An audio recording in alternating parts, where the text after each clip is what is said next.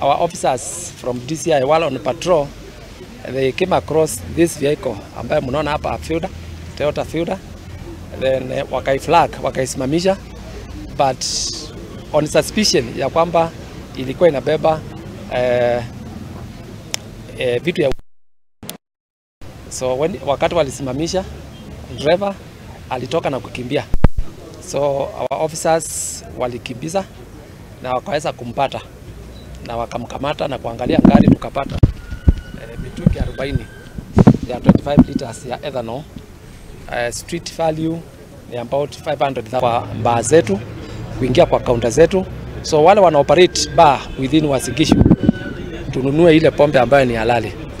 Tusijaribu kununua second generation, tusijaribu kununua pombe ambayo imechanganywa kienyeji, imetumia ethanol ambayo ni very toxic.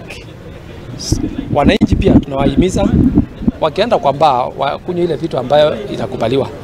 Wasiende tu kwa bar, na wakiona bar inauza vitu ambayo wana suspect si ile inatakana, wajaribu kupasha polisi habari. Tutasaidiana na wananchi, tutasaidiana na stakeholders wahakikishe ni Uasin Gishu ile pombe iko kwa counter ni ile pombe clean.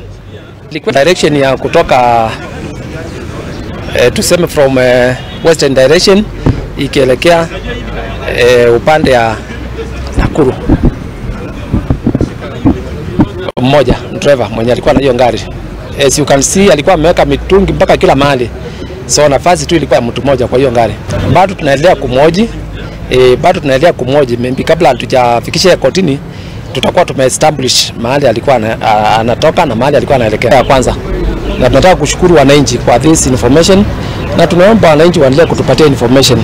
Anything suspicious ukiona, however insignificant, pitisha kwa polisi.